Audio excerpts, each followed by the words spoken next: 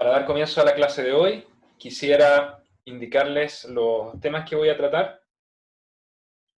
En primer lugar, voy a hacer referencia a comportamiento de materiales granulares cuando son sometidos a ensayos de corte directo. Particularmente me quiero referir a dos aspectos. Primero, el efecto del confinamiento en la resistencia al corte y el comportamiento de un material granular. Y después quiero hacer notar el efecto de la densidad de preparación de las muestras que se ensayan en corte directo en el comportamiento, básicamente. Después quiero hacer relación, quiero hablar un poquito de cómo se seleccionan los parámetros de resistencia al corte considerando un modelo de Mohr-Coulomb. Estos parámetros son la cohesión y el ángulo de fricción interna. Y por qué es importante ver cuáles son los parámetros que se van a seleccionar es principalmente porque de ello depende la estabilidad de estructuras de suelo. Entonces, la lógica de la selección de los parámetros siempre va a ser, mientras más grandes los parámetros, mientras sus valores sean mayores, más resistente es el material granular. Por lo tanto, es súper importante elegir apropiadamente los parámetros, porque si no, de otra manera uno estaría sobreestimando su capacidad de resistencia. Por el momento no estoy compartiendo ninguna imagen, solamente estoy hablando de lo que voy a tratar hoy día. Y cuando termine de darles este outline, voy a empezar a proyectar el iPad, digamos, con alguna imagen. Por último, si tenemos algo de tiempo, voy a comenzar con el tema del ensayo triaxial, en el cual nos vamos a detener, yo creo que por lo menos unas 3 clases. Voy a describir brevemente el test y les voy a mostrar las componentes principales del equipo, ¿no? No creo que podamos alcanzar a desarrollar más el día de hoy. Eso deberían ser más o menos los temas que vamos a tratar el día de hoy. Entonces voy a partir por compartir el iPad. Esto debería ser plugin.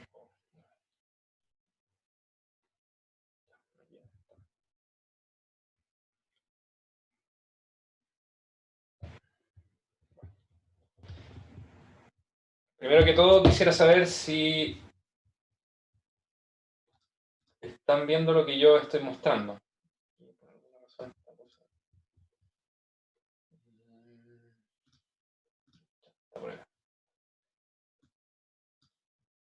Ya, también. Entonces, lo que aparece acá es una lámina de la presentación PowerPoint que yo le subí. Esta lámina que está actualizada tiene algunos comentarios, ¿cierto? Como algunos símbolos, cosas que yo expliqué en la clase anterior. Entonces, voy a partir de acá para poder explicar algunas características del comportamiento de los materiales granulares. Entonces dijimos que lo primero es que, si se fijan, ya sea vamos a partir por esta, que es la lámina, el resultado del ensayo para un material, esto es una arena de relave que dijimos que tenía una densidad relativa del 70%. Este material representa, o esta densidad más bien representa un material que está en una condición densa. Entonces, ustedes notan que cada una de estas curvas, que está asociada a un esfuerzo vertical distinto, es proporcional o es cada vez mayor dependiendo del nivel de esfuerzo vertical que se está aplicando. La curva que está más abajo corresponde a un esfuerzo vertical de 1 kilogramo fuerza por centímetro cuadrado, mientras que la curva de más arriba corresponde a 4 kilogramos fuerza por centímetro cuadrado. Entonces, la conclusión de esto era que mientras más esfuerzo vertical estaba siendo aplicado sobre el material, mayor resistencia tenía. Lo mismo es cierto para el ensayo que está, o los resultados de los ensayos que están a la derecha.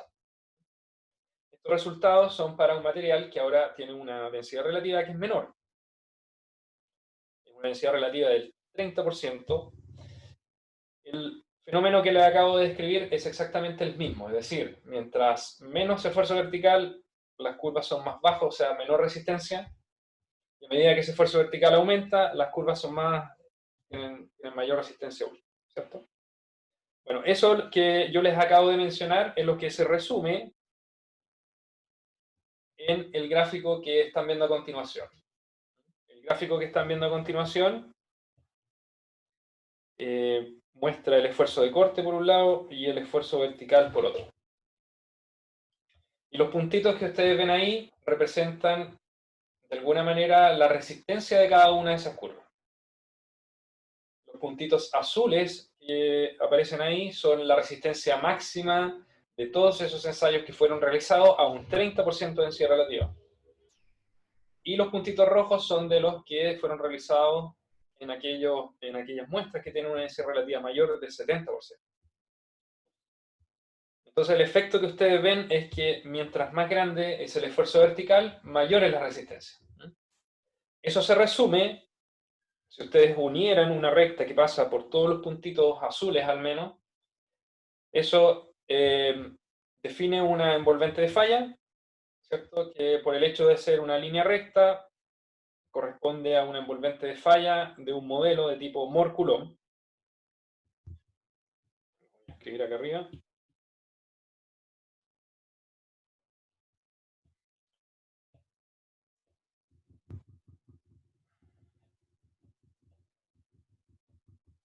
Y dijimos que esa envolvente de falla tiene una ecuación que es tau igual C más sigma B por tangente de phi. Y dijimos que estos parámetros que tiene esta ecuación, que son C, que es la cohesión, y phi, que es el ángulo de fricción interna, son los parámetros de resistencia al corte de ese material.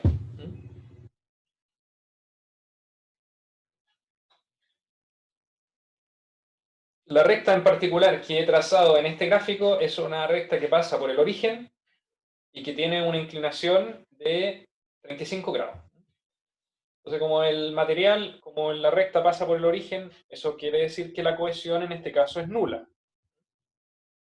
Que la cohesión sea nula, dijimos, tiene que ver con el hecho de que esta es una arena. Y las arenas, en general, no tienen cohesión. ¿Por qué las arenas no tienen cohesión? Porque las arenas son aglomerados de partículas independientes que son imposibles de mantener pegadas entre sí si es que no existe un confinamiento aplicado.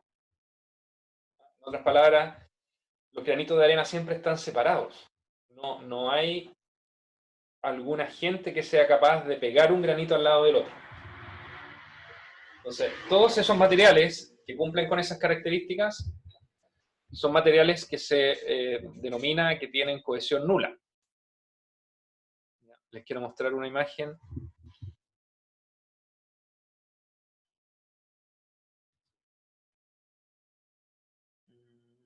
Denme un segundito.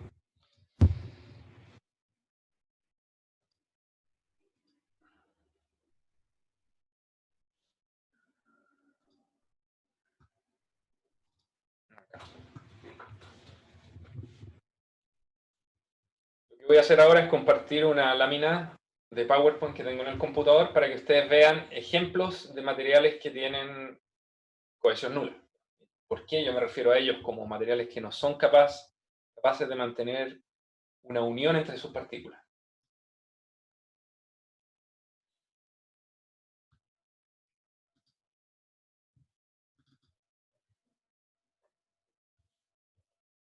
Ups, parece que me equivoqué. No era eso.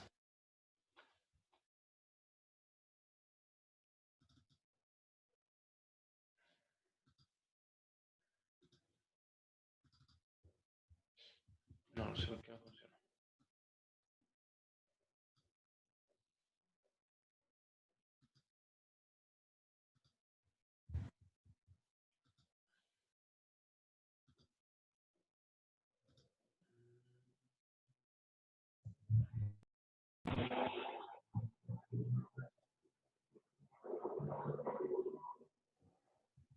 Ya, ahí parece. ¿Está bien? ¿Están viendo, no? Que tengo acá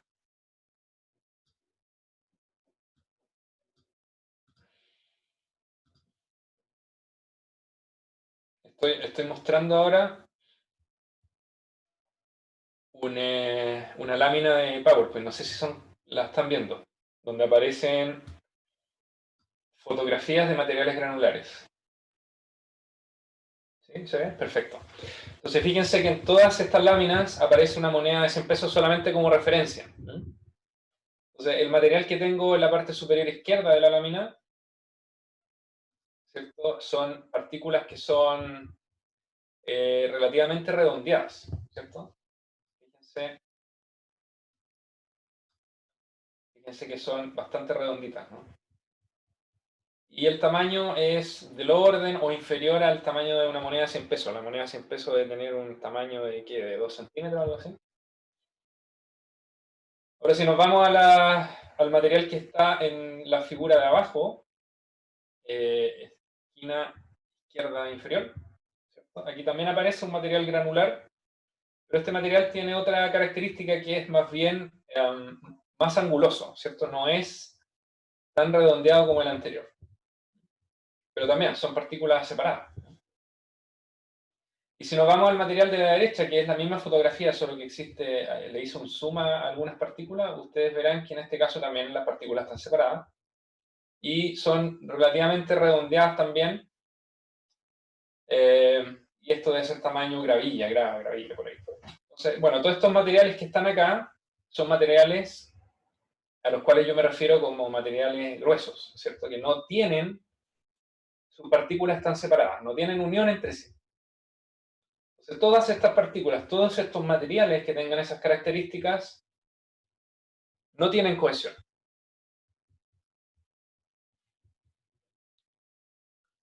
Ahora les voy a mostrar otro material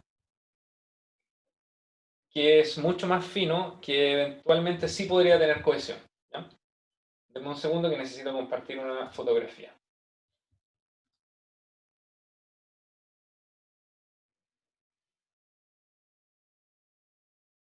Les voy a mostrar acá una secuencia de fotografías para que ustedes entiendan más o menos de dónde se tomaron estas fotos. Bueno, lo que deberían estar viendo ahora, y por favor les pido que me confirmen, es una fotografía aérea. No sé si la ven. Una fotografía aérea donde aparece algo así como una torta, digamos, una torta grande, de material que es relave. Esta torta tiene la característica que está almacenada formando unos taludes. Los taludes son las inclinaciones que tiene esta torta lateralmente. Y una característica que se puede notar inmediatamente en esta fotografía es el color del material. Un color mucho más rojizo. Entonces, lo que voy a hacer a continuación es acercarme un poco a ver cómo luce el material. A ver, lo que le estoy compartiendo ahora, y voy a parar y voy a compartir otra fotografía, es...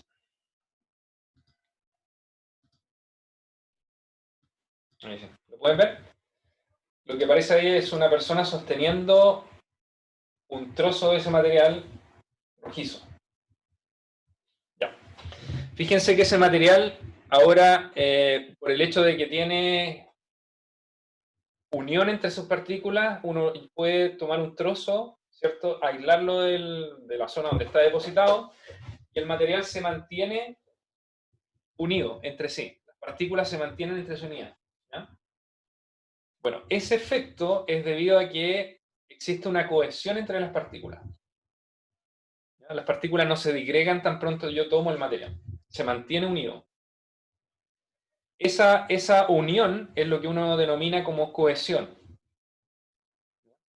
Es decir, sin la necesidad de confinar el material se mantiene una resistencia al corte. Esa resistencia al corte le permite mantenerse unido y no desmoronarse.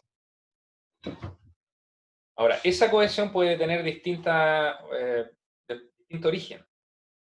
Generalmente está asociado a alguna propiedad cementante, alguna propiedad adhesiva, alguna propiedad eléctrica que puedan tener las partículas. Muchas veces esos materiales también son más finos, ¿cierto? No son tan gruesos como los que les mostré en las fotografías anteriores. Por lo tanto, también son muy sensibles a la presencia de agua. Desarrollan sus partículas uniones entre sí, producto de todos estos efectos que ya les mencioné. A continuación les voy a mostrar otra fotografía más.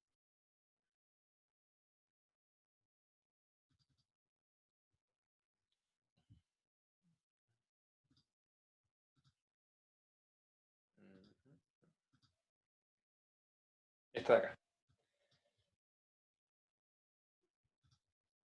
Esta fotografía que les estoy mostrando ahora es una pequeña muestra de ese material cuando yo soy capaz de hincar un elemento para medir la resistencia al corte de ese material. ¿Ya? Ese elemento, como ustedes pueden ver, es una veleta que se llama una veleta de corte, que está compuesta por una barra metálica, en cuyo extremo hay dos paletitas que están formando una cruz. ¿Ya? Entonces, si yo hinco ese material en el suelo y lo doy vuelta, lo roto la veleta, digamos, soy capaz de sacar una pequeña muestra del material. Y ustedes pueden ver, si yo hago zoom en la imagen, que a simple vista es muy difícil ver las partículas por separado, ¿cierto? El material se ve mucho más plástico, es decir, así como plasticina, como greda, ¿ya? Un color rojizo. Además, el material también se puede ver a simple vista que tiene algo de humedad. ¿Ya? Entonces, ¿qué es lo que ocurrió? Que cuando yo hinqué esa veleta en el terreno, el material de alguna manera se pegó a la paleta, ¿cierto?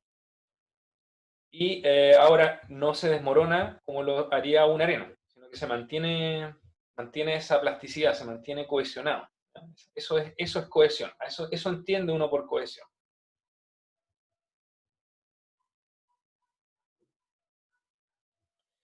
Entonces, si ustedes recuerdan un poco el curso de geotecnia, cuando hacían la clasificación de los suelos, los materiales que tienen un tamaño de partícula mayor a 0,75 milímetros, ¿sí? O 0,075, a ver cuánto es, 75 micrones, esos materiales se denominan gruesos. Una de las características de estos materiales es que pueden tener, uno puede ver las partículas separadas a simple vista prácticamente. Entonces, todos los que clasifique generalmente como esos materiales, que en general son de arena hacia arriba, se pueden denominar materiales gruesos, que es muy difícil que tengan cohesión.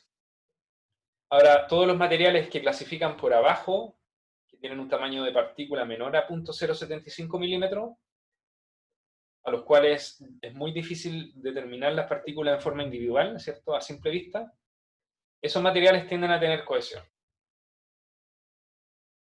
Entonces, lo que estamos viendo en esta imagen es de esos materiales, donde es muy difícil ver cada una de sus partículas separadas. Aquí uno sí puede considerar una componente cohesiva de la resistencia al corte. Una pregunta que me hace un compañero en un chat es, ¿la arena al tener un poco de agua igual se pega? ¿Eso no cuenta como cohesión? Bueno, eso que el compañero menciona, que uno lo ve cuando hace, por ejemplo, castillos de arena en la playa, es producto de la succión que existe entre las partículas cuando el material está húmedo. Y ustedes saben también por el hecho de que han jugado en la playa con arena, que cuando la arena está muy saturada, ese efecto no aparece, ¿cierto? Solamente ese efecto aparece cuando cuando la arena tiene un cierto nivel de humedad relativamente bajo. Una humedad tal que permite que entre las partículas exista un menisco que genera succión y que es capaz de pegar las partículas. Eso se denomina como succión. Es succión la que mantiene las partículas unidas. Las arenas, como tienen un tamaño de partícula pequeño, son susceptibles a esa succión. Es decir, la presión o la succión que se genera producto de ese menisco de agua que existe entre las partículas es capaz de mantenerlas pegadas, unidas. Lo que ocurre con las partículas que son más gruesas es que esa succión no es capaz de mantener las partículas unidas. Entonces, cuando tenemos ya arenas gruesas o gravas, aunque haya un nivel de humedad suficiente como para generar esa succión, las partículas son tan grandes que su peso es mucho mayor que la succión que se pueda generar entre las partículas, ¿ya? Los materiales finos también son susceptibles a succión. Lo que pasa es que esa succión puede llegar a ser tan grande que muchas veces cuesta eliminar esa agua de los materiales que son más finos, a diferencia de la arena, que uno, por ejemplo, si está en la playa y es un castillo de arena con cierto nivel de humedad, le puede quedar súper bonito, pero si no lo está mojando reiteradamente, el sol hace que la arena se seque, esa succión se pierde porque el agua se evapora y el castillo se demora. Entonces, esa pérdida de succión hace que el material finalmente no tenga ninguna resistencia al corte, ¿no? Por lo tanto, como consecuencia de eso, cualquier fenómeno de succión que pueda mantener unida una arena no se considera como cohesión, porque no es intrínseco del material. No es una característica que venga innatamente con el material, sino que más bien depende del agua, de la presencia o ausencia de agua. Por lo tanto, las arenas que tienen un cierto nivel de humedad, que nos permiten hacer estos castillos de arena, no tienen cohesión. Simplemente tienen una succión que es temporal. No sé si me queda claro el concepto y la diferencia. Me preguntan también si el suelo de la foto tiene humedad. Sí, el suelo de la foto tiene humedad. Ya tiene un porcentaje de humedad que debe andar en torno al 15%, por ahí, 15-20%. Ahora, incluso si ese material llegara a secarse y llegara a perder la humedad, de todas maneras el material va a seguir con una cohesión.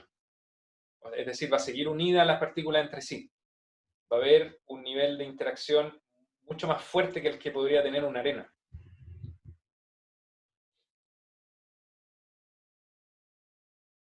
El suelo de la figura entonces tendría humedad, pero también tiene cohesión.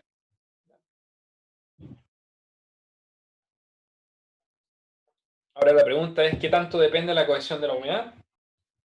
Eso es algo que uno debe ser capaz de estimar, ¿ya? ¿Por qué es importante saber los parámetros resistentes del suelo, de este suelo en cuestión, digamos, su ángulo de fricción y su cohesión?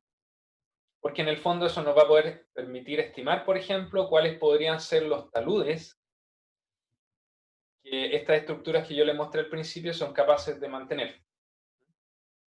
Es decir, para hacerlo más didáctico, les voy a mostrar nuevamente esa figura que vimos al inicio. Está acá.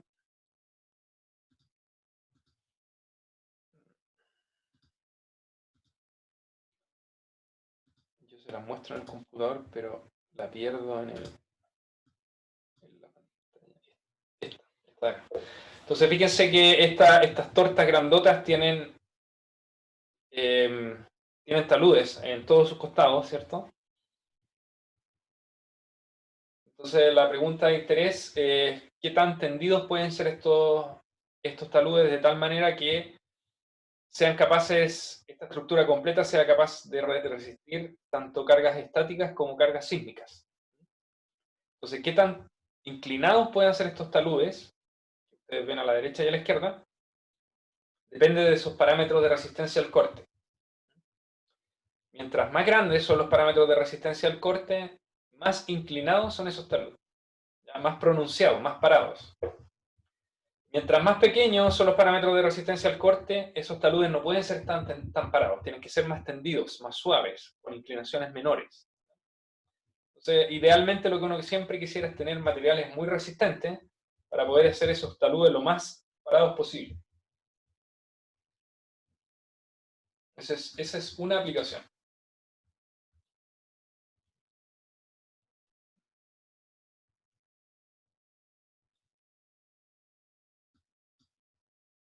Entonces, este tema de la humedad y la cohesión es muy relevante, ¿ya? Porque uno debería ser capaz de desacoplar ambos efectos.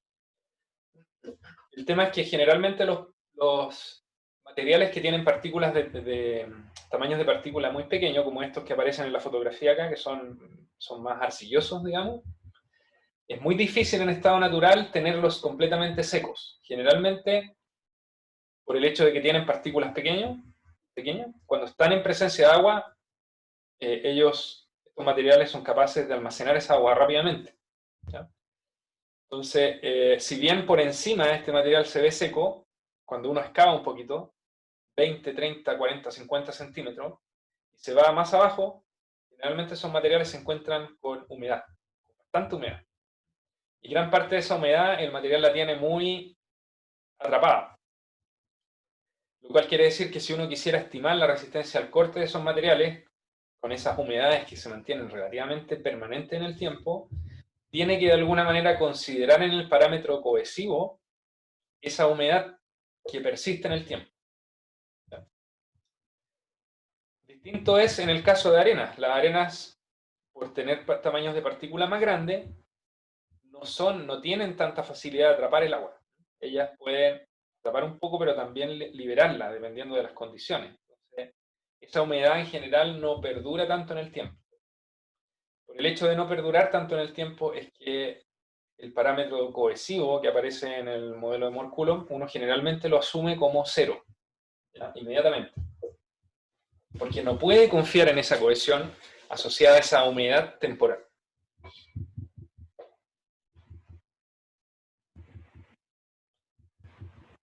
Espero que les haya quedado claro hasta acá. Voy a seguir con la explicación del modelo de falla, considerando los ensayos de corte directo. Así que voy a pasar ahora nuevamente a compartir la tableta.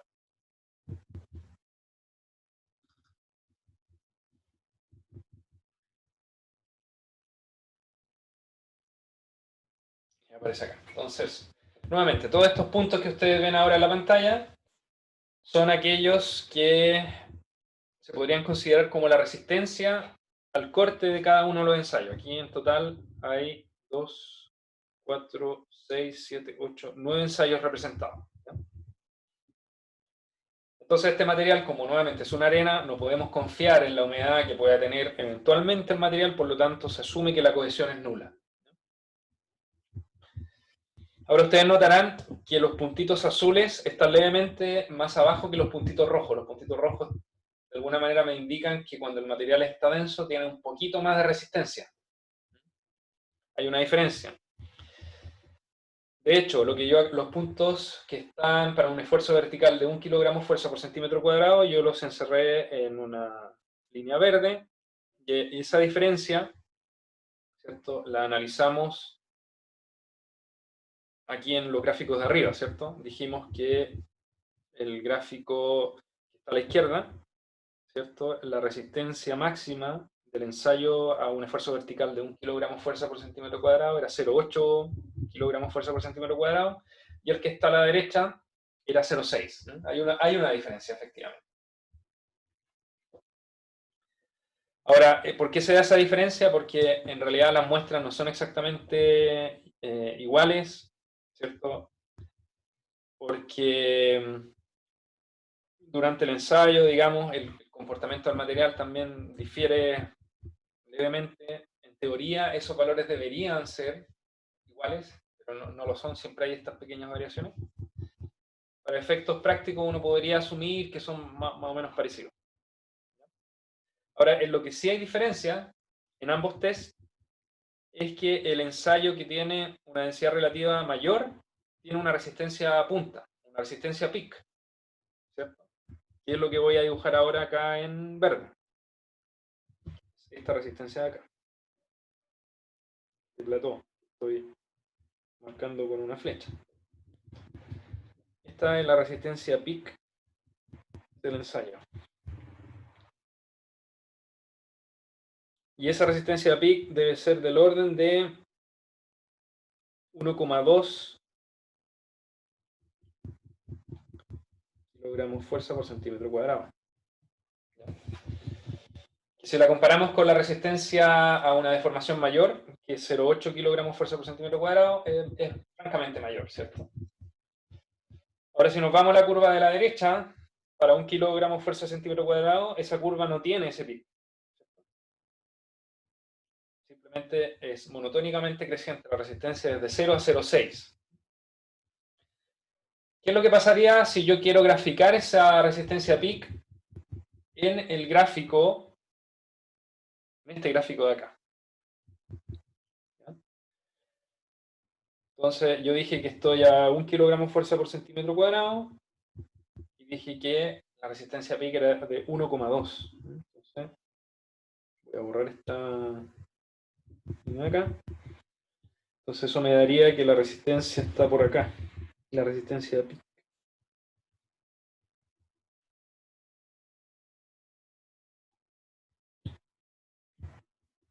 Está por aquí, ¿cierto? Mayor que la anterior.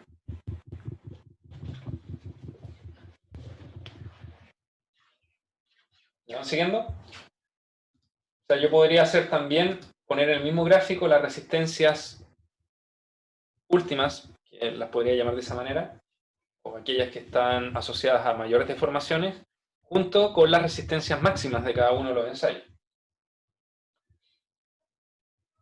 Si voy al ensayo de 2 kilos por centímetro cuadrado, que es el que está acá, la resistencia peak en este caso es la que estoy dibujando nuevamente con una flechita y es del orden de 2,2 kilogramos fuerza por centímetro cuadrado. Si lo grafico abajo, para 2 kilogramos fuerza por centímetro cuadrado, voy a tener un puntito por acá.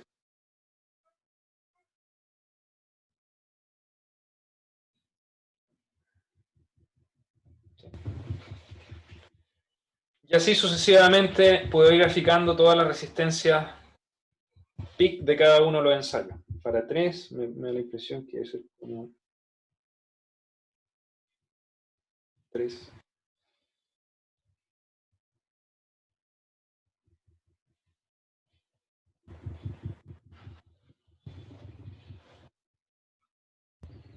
Para 4,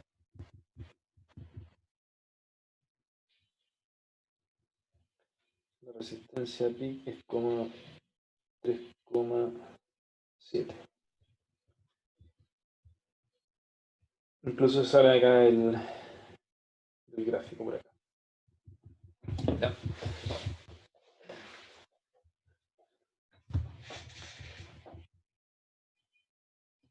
Entonces, ¿qué es lo que ha ocurrido? Que si yo quisiera, para algún diseño geotécnico, para alguna aplicación geotécnica, utilizar la resistencia máxima del material, yo veo que en realidad es bastante más que la que he considerado con los puntitos azules y rojos, que me dan un ángulo de fricción de 35 grados y una cohesión nula. Hay una resistencia mayor del material. Entonces, en aquellos materiales que se encuentran de alguna manera más densos, esos materiales, por el hecho de tener curvas tensión-deformación, que alcanzan un peak, yo podría eventualmente considerar una resistencia mayor que la que considero en aquellos casos donde el material o bien está en una condición de densidad menor o que yo considero que la resistencia está asociada a sus valores últimos en las curvas de tensión-deformación, ¿no? Entonces, yo podría eventualmente unir esos puntos verdes que acabo de poner,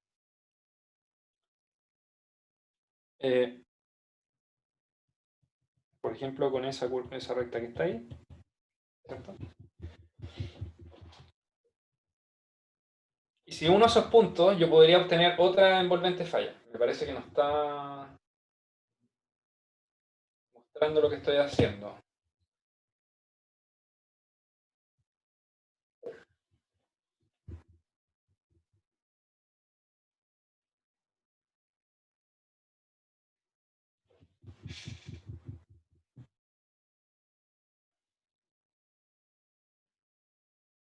Un segundo.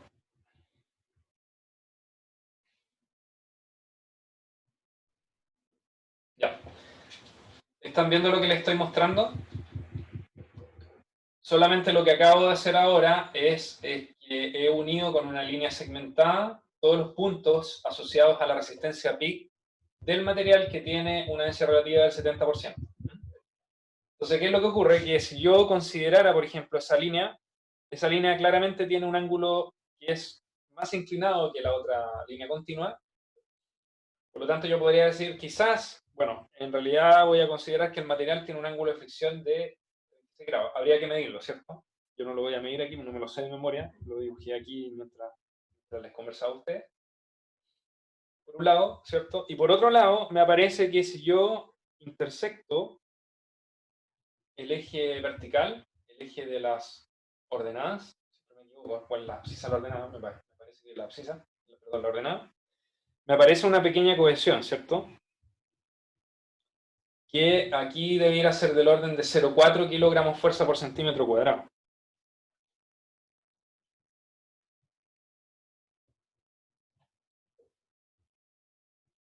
¿Ya? Entonces, ¿qué es lo que ocurre? Que yo, dependiendo de la interpretación de los datos, podría tener dos modelos de resistencia al corte distintos. Supongamos que la inclinación de esta recta es 36 grados, porque es un poquito más que la otra, ¿no? Entonces yo podría decir, bueno, como sé que mi material va a estar denso y va a tener una resistencia pi, yo puedo considerar que mis parámetros de resistencia al corte son distintos al caso anterior. En el sentido de que voy a tener un ángulo de fricción levemente superior, que es 36 grados, y una cohesión de 0,4 kilogramos fuerza por centímetro cuadrado.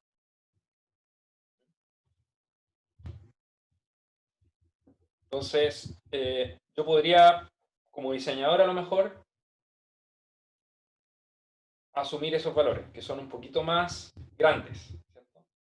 ¿Qué quiere decir que sea más grande? ¿Cuál es la repercusión de considerar parámetros de resistencia al corte que son mayores?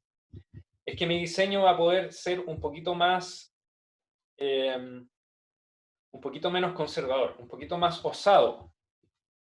Un diseño más osado quiere decir que el suelo podría eventualmente soportar más cargas, si es que estuviera interesado en el caso de una fundación. Podría significar en el caso de un talud que el talud es más parado, más pronunciado. Podría significar en una estructura de contención de que el suelo ejerce menos fuerza sobre una estructura de contención, por lo tanto la estructura de contención puede ser más pequeña, ¿cierto? Entonces todas esas implicancias vienen del hecho de tener o considerar parámetros de resistencia al corte distintos, que en este caso son mayores que el anterior.